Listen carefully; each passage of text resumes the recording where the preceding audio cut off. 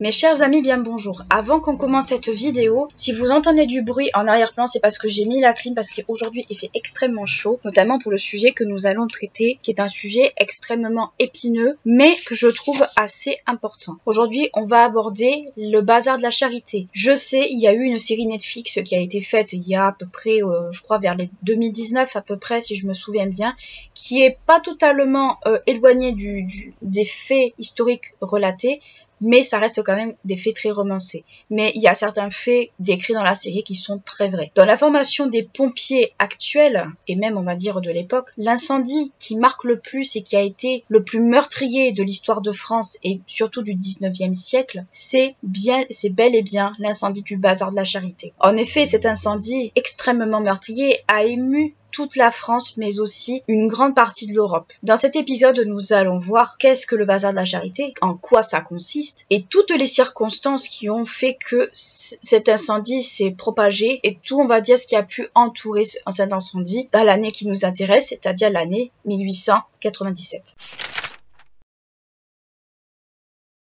À la base, le bazar de la Charité est le rendez-vous annuel de beaucoup d'œuvres caritatives. Durant cet événement, ces œuvres tiennent des stands où elles vendent des marchandises diverses et variées pendant quelques jours. Cet événement a lieu principalement dans les grandes rues de Paris, pas toujours dans les mêmes rues, mais dans différentes rues de Paris chaque année. Il a été créé pour la première fois en 1885. La clientèle principale du bazar de la Charité est essentiellement une clientèle féminine. Ce sont principalement des grandes bourgeoises ou des dames, on va dire, de la noblesse. Il peut y avoir un peu de tout. Toutes les ventes qui sont faites à cet événement-là a pour but principalement d'aider ces œuvres, on va dire, à faire leur travail auprès des nécessiteux. L'année qui nous intéresse, c'est l'année 1897. En 1897, le bazar de la Charité a lieu au mois de mai, le 4 mai pour être précise. Il s'est déroulé au 17 rue Jean Goujon à Paris, donc grande rue, encore une fois, parisienne. On érige pour cela une structure en bois. Quand on regarde un petit peu le plan, on s'aperçoit que les issues sont très peu nombreuses. Extrêmement peu nombreuses. Cette structure faisait à peu près 80 mètres de long. Donc c'est une très très grande structure et de haute. J'ai pas réussi à trouver la hauteur par contre, mais ça devait être une hauteur assez importante. Les décors se veulent assez attractifs. Ce sont des décors principalement, encore une fois, en bois, mais aussi en tissu. Tout cela repose, repose sur un terrain vague. En effet, il y avait un terrain vague, on va dire vacant, et on en a profité pour construire cette structure-là pour accueillir le bazar. Durant cet événement, le public pouvait également assister pour la première fois à la projection du premier film des Frères Lumière. C'est l'appareil, le projecteur d'ailleurs, par la même occasion, était équipé d'une lampe à éther, et on verra le rôle de cette fameuse lampe à éther tout à l'heure. Ce jour-là, et comme bien souvent, ce sont principalement des femmes qui sont présentes lors du bazar de la Charité. Et pour ceux qui ont vu la série Netflix, vous voyez très bien que pour ceux qui l'ont vu, vous le verrez très bien, c'est exactement ce que l'on montre dans la série. Je prends pas ça en exemple, mais c'est pour celles qui l'ont vu, qui puissent au moins se le représenter à nouveau. Durant le bazar de la Charité, une grande foule est donc présente, tant pour l'événement lui-même que pour la projection du film. L'incendie part d'un banal accident, mais qui a quand même ses conséquences. En effet, une allumette est alors allumée par un des techniciens quasiment juste à côté de la lampe à éther, et cette fameuse lampe à éther prend feu rapidement. Elle s'enflamme parce que c'est un produit inflammable et toute la structure en fait est ravagée par le feu. Cette structure est ravagée par le feu car nous l'avons vu dans la partie précédente, elle est composée de matériaux inflammables. Le tissu et le bois sont des matériaux inflammables. En l'espace d'un quart d'heure, 20 minutes selon les sources, toute la structure s'embrase. Tout le feu prend de partout et les gens sont pris en étau car il n'y a pas véritablement d'issue de secours. Il n'y en a pas du tout. On peut voir alors un vent de panique qui se répand de partout dans toute la foule. On entend des hurlements de toute la foule car on a peur, les gens ont peur. Il y a aussi des hurlements de douleur car les gens commencent à être brûlés. Certains ont pu être brûlés, certains ont pu se blesser de diverses façons. La plupart des issues, et on peut le voir si on consulte le plan, les issues présentes sont très fictives. Et il n'y a quasiment peut-être qu'une issue pour que les gens puissent rentrer et sortir, mais c'est tout ce qu'il y a. Il n'y a pas d'issue de secours, donc les gens sont pris en étau, et c'est comme ça que le grand nombre de victimes s'explique également. Beaucoup de personnes avec le vent panique en fait qui parcourt en fait cette foule. Beaucoup de gens sont piétinés car vous voyez un peu les vents de panique, tout le monde va dans toutes les directions et il peut y avoir des blessés graves. À cela, il faut ajouter de nombreux morts et de blessés. Mais des blessés, ça peut être des blessés légers comme des grands brûlés. Mais ça, le bilan, on le verra tout à l'heure. Et on peut aussi supposer, dans le grand nombre de morts, que en plus de ceux qui sont morts brûlés vifs, il y a aussi des gens qui sont morts asphyxiés par les fumées de l'incendie. Quand les pompiers arrivent, malheureusement, c'est déjà trop tard. L'incendie avait déjà fait son œuvre. Quand on regarde le bilan, on va dire, des victimes, au total, on compte entre 200, alors selon les sources, 220 à 330 morts. Alors quand je dis morts, ça va être des gens qui sont morts brûlés vifs, des gens qui sont morts piétinés, mais aussi vous avez aussi des morts qui, ne serait-ce que, qui ont pu mourir par asphyxie à cause de la fumée aussi. C'est pas forcément précisé, mais ça, on le sait, on va dire, on le sait et on s'en doute. Et on compte aussi plus de 250 blessés, de blessés légers à grands brûlés certainement. Ces grands nombres de victimes, ce grand nombre de victimes même, fait que l'incendie de Bazar de la Charité de cette année-là, de 1897, est l'un des incendies les plus, on va dire, les plus connus, les plus meurtriers de l'histoire de France. Dans le nombre de victimes, on constate un grand nombre de femmes, mais très peu d'hommes. Et ça, on le verra tout à l'heure, la presse s'en fera cœur joie. Ce sont des victimes qui sont de tout âge. Quand on regarde, en fait, quand on consulte vraiment la liste des victimes, avec leurs âges et surtout on va dire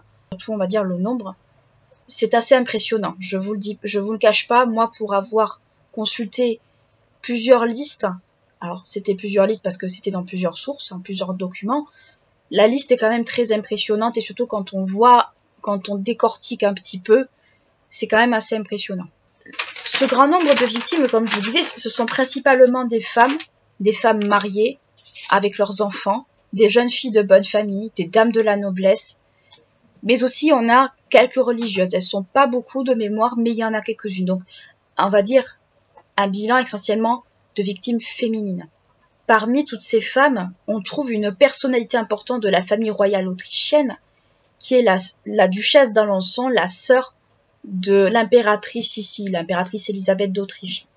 Et si on regarde un peu plus, en fait, la liste, toutes ces listes de victimes, on peut voir qu'il y a plusieurs générations qui sont décédées lors de cet incendie. On y trouve des mères, des grands-mères, mais aussi des enfants, des petits-enfants. Donc en fait, toutes on va dire, plusieurs générations qui ont été happées par justement par cet événement. Concernant les hommes, et ça je vous le dis tout à l'heure, j'ai mis ça un peu entre parenthèses, la presse de l'époque s'étonne de leur faible nombre dans les victimes. Et là, beaucoup d'hypothèses ont commencé à sortir. On a totalement soupçonné que les hommes présents, parce qu'il y a des hommes qui ont très certainement accompagné leurs épouses, possible, on soupçonne que les hommes présents aient volontairement piétiné et bousculé les femmes et les enfants pour pouvoir s'enfuir les premiers et sortira qui sortira. Et ça a été lourdement reproché aux hommes présents de ne pas avoir porté secours aux femmes qui étaient, on va dire, qui étaient présentes à ce moment-là. Ça a été rapidement démenti, mais c'est vrai que pendant très longtemps, on s'est étonné du nombre du faible, on va dire, nombre, voire quasi inexistant, des victimes masculines. Les conséquences de cet événement se fait sentir nationalement parlant. Je m'explique. En effet, on va créer un deuil national, non seulement à Paris, mais aussi dans toute la France. Dans toute l'Europe aussi, également, on assiste à une très grande vague d'émotions, à une très grande émotion. Probablement dû au fait qu'il y a eu une princesse qui est décédée dans le nombre des victimes. C'est probablement ça qui a pu jouer, mais également le fait que la France a perdu plusieurs générations de sa population de l'époque. Vous allez me dire, 120, 130 victimes, c'est peut-être pas beaucoup, mais ça fait quand même un très très grand nombre. Pendant plusieurs jours, on va assister à une succession de cortèges funéraires à l'entrée des églises et des cimetières. Normal, on va enterrer les épouses, les filles, on va dire toutes ces générations de femmes et d'enfants qui ont été victimes, qui sont des victimes en fait de cet incendie. On va également assister à plusieurs discours prononcés donc notamment soit dans les églises, soit au niveau politique. Et dans ces discours prononcés, on va chercher à trouver des explications à cet incendie, mais également on va chercher à y trouver peut-être aussi un impact notamment en utilisant plusieurs arguments. Je m'explique. On va avancer sur le fait que l'incendie en lui-même, parce que c'est pas tant, on va dire, le bazar en lui-même, mais plus l'incendie en lui-même, on va lui attribuer des origines divines. En effet, certains discours, et pour les avoir lus, je les ai lus, on va dire trouver un caractère divin dans les explications de cette catastrophe. On va y voir un châtiment divin, une punition divine. Une punition divine de quoi, vous allez me dire? Tout simplement de l'orgueil que faisaient preuve les gens de cette époque. Ce n'est pas une nouveauté, je vous le dis très clairement, ce n'est absolument pas une nouveauté. Ce genre d'explication, on la retrouve dans des temps anciens, notamment au Moyen-Âge. Certains phénomènes, comme par exemple les incendies, étaient considérés comme des punitions divines pour les péchés commis par les contemporains de l'époque. C'est-à-dire concrètement, l'orgueil, la luxure, tous les péchés, on va dire tous les péchés capitaux en fait, entraînent des punitions divines. Et au Moyen-Âge déjà, c'était déjà le cas. On expliquait, en gros, on cherchait des explications là-dedans, comme quoi les incendies, les tremblements de terre, bon là je m'écarte un peu, mais c'est pour que vous puissiez comprendre. Les incendies, les tremblements de terre étaient des punitions divines, car les gens, en fait, n'ont pas été assez croyants, pas assez pieux, trop orgueilleux, trop à profiter, on va dire, des plaisirs X ou Y, et du coup se sont éloignés de la religion. Et là, pour l'incendie du bazar de la Charité, on va avancer ce genre d'explications de punition divine dans les discours. Pour en revenir, en fait, pour finir très brièvement, on va dire, sur l'époque médiévale, parce que à la base je suis médiéviste, l'histoire, on va dire, de l'explication de l'incendie comme punition divine, on va le retrouver aussi au temps de la Grande Peste. Donc c'est pour vous dire que ça ne date pas de maintenant. Et donc, pour en finir, là je m'écarte un peu, mais bon voilà, c'est pour que vous puissiez comprendre un peu le mécanisme. Et donc, pour l'incendie du bazar de la Charité, on va avancer ces mêmes arguments qu'on utilisait au Moyen-Âge, pour expliquer que l'incendie du bazar, le fait qu'il y ait un grand nombre de victimes, le fait que ce soit des victimes de familles, enfin que ce soit plusieurs générations de certaines familles qui aient disparu, est une punition divine. Donc on va avancer cette explication pour trouver des explications, on va dire, autres que des explications scientifiques. On va chercher à mettre en avant aussi, quelque part également, toujours dans on va dire, cet esprit de punition divine, le fait que la France a abandonné un petit peu ses traditions. Et ces traditions, on entend traditions également chrétiennes. On cherche à réaffirmer la place de la France dans certains cas, dans certains discours, comme étant toujours une puissance chrétienne, même si les temps ont un peu changé. Dans d'autres discours, au contraire, ce n'est pas l'argument, on va dire, divin qui va être mis, de punition divine qui va être mise en avant.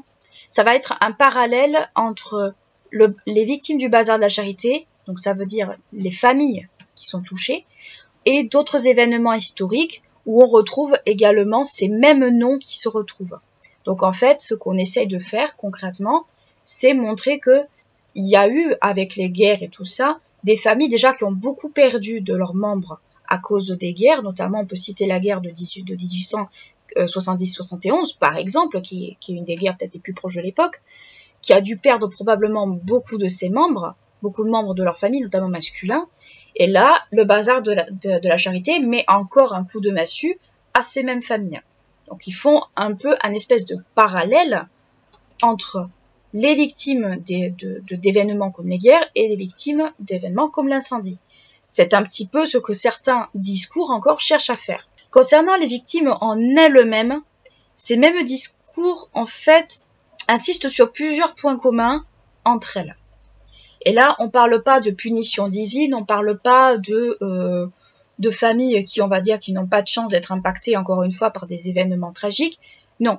On insiste sur des aspects, sur le caractère généreux des femmes présentes, de ces victimes, sur leur vertu. On va chercher à mettre en avant énormément, et ça, c'est visible dans beaucoup de discours, ce caractère généreux, ce caractère, on va dire, charitable, vertueux de ces victimes. On va chercher à glorifier presque les victimes du bazar pour leur rendre, on va dire, justice et pour leur rendre hommage.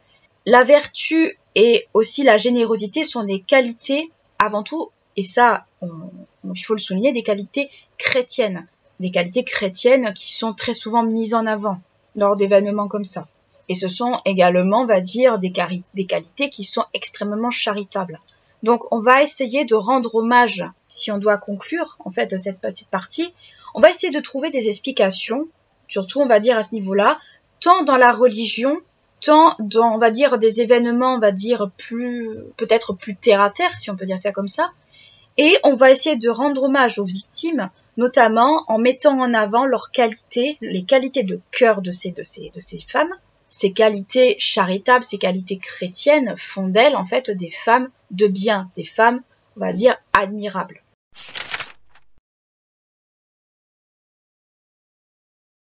Pour conclure cet épisode, on peut dire que le bazar de la charité se caractérise surtout par son grand nombre de victimes, qui sont, on va dire, mortes, faute de mise en place d'un système de secours suffisant. Afin de rendre hommage aux victimes du bazar de la charité, car à Paris, le bazar de la charité a laissé quand même pas mal de traces, un mémorial, ou plutôt un bâtiment, a été construit à l'emplacement même où s'est déroulé l'incendie.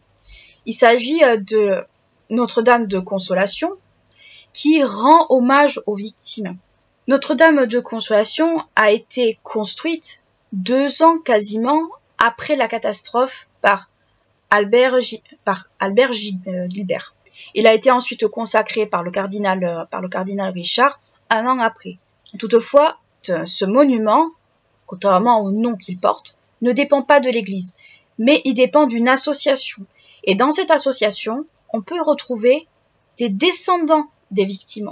Le but est d'entretenir la mémoire de ces victimes et probablement aussi, et ça ce n'est que mon avis, d'éduquer et d'informer ce qu'ils considèrent comme une des plus grosses catastrophes de l'histoire française. Voilà pour cet épisode sur le bazar de la charité, j'espère qu'il vous a plu.